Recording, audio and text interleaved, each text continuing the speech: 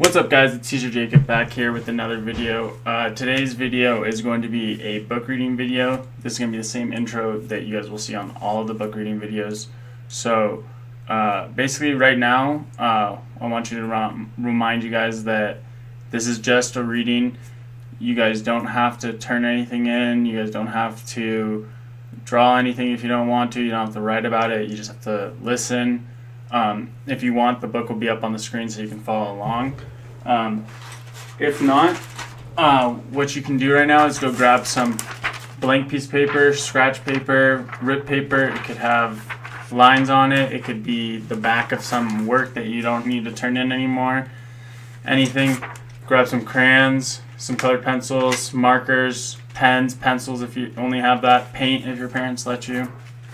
And basically, I want you guys to kind of draw what you guys hear, what I'm reading about.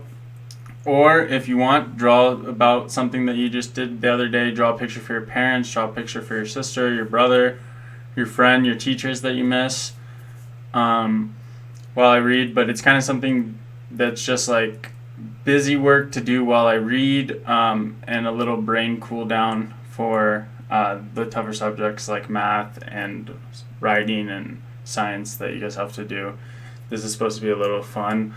But yeah, this will be the same intro for every single video, and I hope you guys enjoy it. If you guys do have any pictures, send them in. Take a picture of those pictures and send them into the email down below in the comments or description. Or for my students, it'll be in the instructions tab. I want to see what you guys are drawing, and I'll post them up here for the next readings. But yeah, I hope you guys enjoy these next readings. Talk to you later. Alright guys, what's up? It's Teacher Jacob back here with another book. If you guys didn't see the Danny and the Dinosaur book, make sure to go check that one out. It will be in the YouTube video before this one, or for my students, it will be the day before. This is the first start to the Henry and Mudge series. Henry and Mudge, the first book. Story by Cynthia Rylant. Pictures by Susie Stevenson. Let's get started. I chose this book because I loved reading this as a little kid. Henry and Mudge, a boy and his dog, are meant to be together. Most often they are, but not always. This book shows in warm words and bright pictures just how much their friendship means to them both from the day they met, when Henry is 7 and Mudge 7 weeks and not yet huge, and every day after.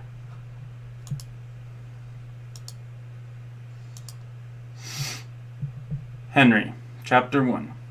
Henry had no brothers and no sisters. "I want a brother," he told his parents. "Sorry," they said.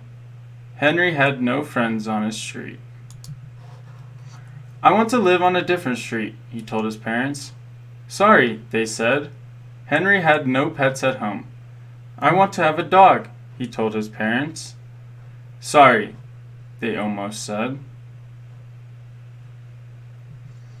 But first they looked at their house, with no brothers and sisters.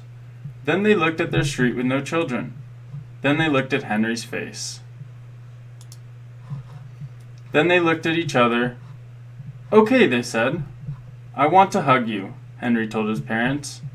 And he did. Chapter 2. Mudge.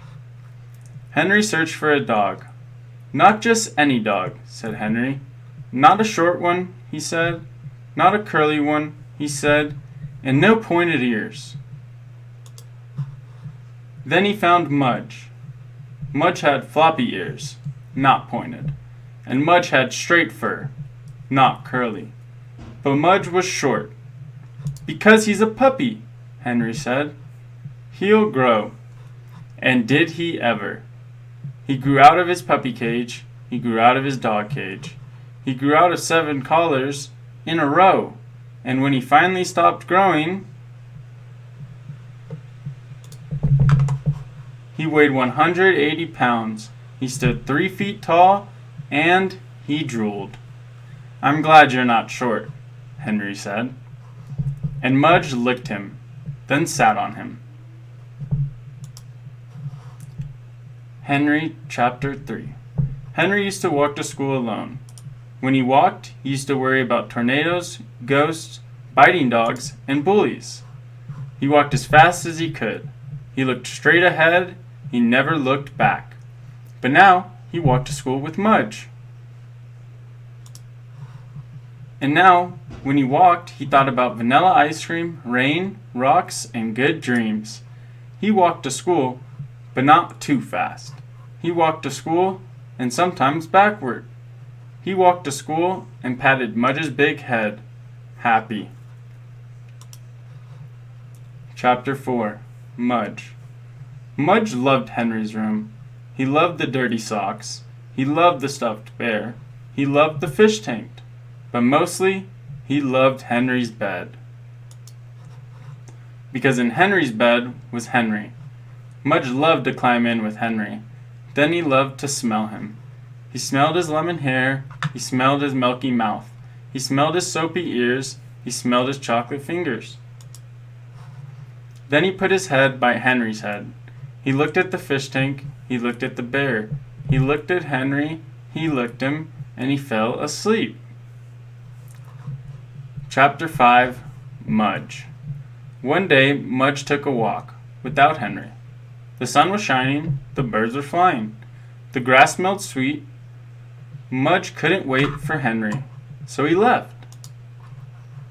He went down one road, sniffing the bushes, then down another road, kicking up dust.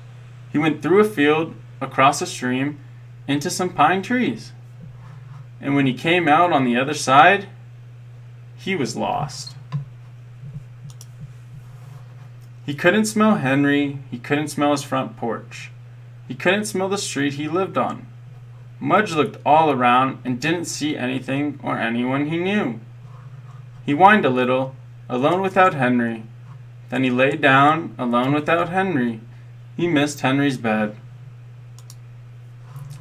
Henry, Chapter 6.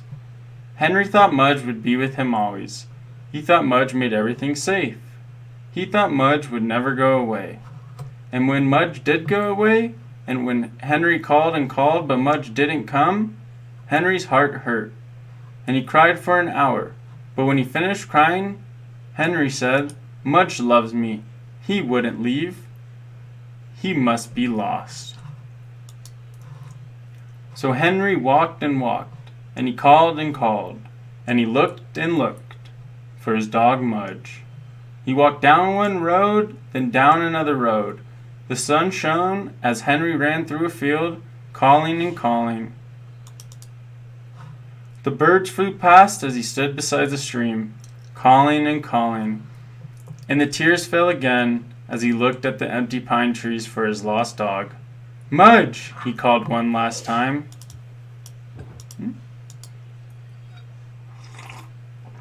And Mudge woke up from his lonely sleep, then came running. Henry and Mudge, Chapter 7. Every day when Henry woke up, he saw Mudge's big head. And every day when Mudge woke up, he saw Henry's small face. They ate breakfast at the same time. They ate supper at the same time. And when Henry was at school, Mudge just lay around and waited. Mudge never went for a walk without Henry again, and Henry never worried that Mudge would leave. Because sometimes, in their dreams, they saw long silent roads, big wide fields, deep streams, and pine trees. In those dreams, Mudge was alone, and Henry was alone. So when Mudge woke up and knew Henry was with him, he remembered the dream and stayed closer. And when Henry woke up and knew Mudge was with him, he remembered the dream and the looking and the calling and the fear, and he knew he would never lose Mudge again. The end. That was Henry and Mudge in the first book. I hope you guys enjoyed that.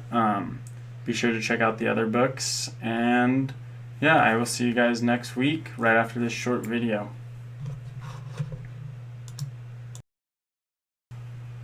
What's up, guys? It's Teacher Jacob, and this is just the very end. So we went over 3 books today, so you're going to see this closing on each one of those book videos. But for Danny and the Dinosaur, the picture that somebody ended up drawing was this. Let me show you guys. It's upside down. Drew this and drew this.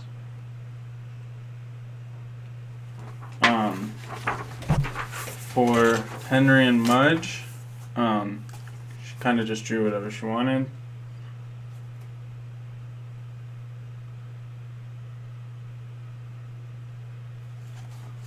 And Fidwick and the Big-Hearted Moose, once again, can be anything. This is what I drew.